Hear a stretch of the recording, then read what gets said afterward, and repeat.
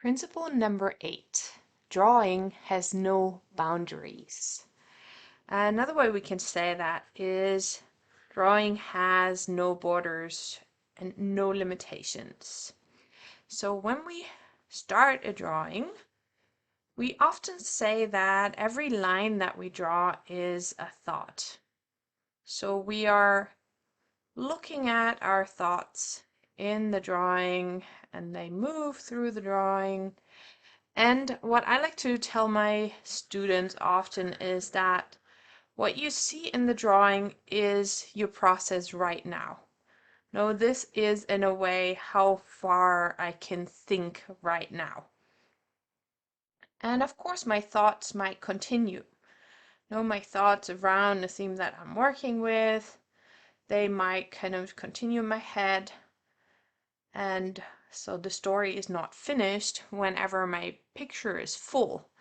Also, sometimes we have little elements that kind of stick out of the drawing. We, on the one hand, have the lines that we always take all the way to the edges of the drawing. And we can have figures that are, for example, like this circle only halfway in the picture.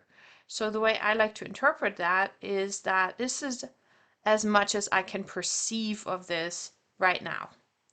Now, if I wanted to look at this mysterious circle in its entirety, I could absolutely do that.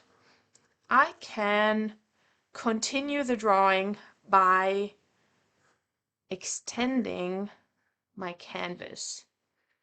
And I can do that by, for example, using a bigger piece of paper that I put underneath it, or I can add small sheets of paper in any direction, really, and make the canvas so big that I can continue the process. And then I would look at this entire circle and listen to its story. No, look at its story. Look at what else is going to happen here. And I would work with all these lines and just continue the lines. So we can literally expand our vision. And that's like a thing that a lot of self-help experts, self-development people, psychologists are talking about that as well, to push our own boundaries. No, it's like a kind of thing that we learn nowadays, that it's a good thing to really push our boundaries, not stop where we are. So we don't want to stop with this one version that we have, but we can, and that's an option that's always open in any drawing. We can continue drawing, we can continue the process, and we can look at what else is happening here. No, and maybe another story unfolds, maybe another solution is shown or appears, or something else happens. Now, hopefully my inner process is going to continue as well. So this is how we can continue the process in space by expanding the canvas. Expand the canvas. And then, as I said, we continue the lines, we continue figures, we look at the rest of the story, however it unfolds. We can also expand and continue this process in time. And this is also something that I often recommend to students, is just draw another drawing with the same theme. And if something like that happens to you where you have like the half circle, you can literally start with that. No, you start with, okay, start with this circle, this mysterious circle that was at the edge. And I'm just going to make a new drawing where I look at this circle and then I look at the story. And so they can be connected physically to where the lines just continue, or I can just start a new drawing and think about the same theme again and look at how it evolves in time. And that can be really, really interesting too whenever we look back, for example, after working with a theme for a while.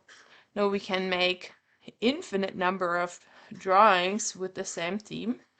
And they can, of course, use different algorithms, use different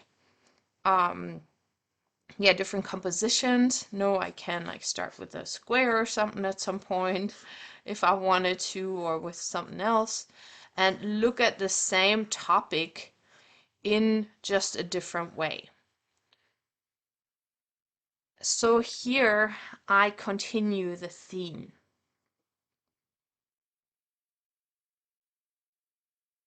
And then expand in time. So these are two ways that we really can experience the limitless possibilities of drawing. We can draw in literally a continuous process that keeps going and going and going. No, where we keep like drawing the next drawing, the next drawing, the next drawing, or we make it bigger and bigger and bigger as much as we can until we start drawing on the walls of our house or something like that. Um, yeah, so this is how drawing can continuously change and transform with us. No, we can continuously stay in that process of transformation with the help of drawing. And this is why drawing has absolutely no borders or boundaries.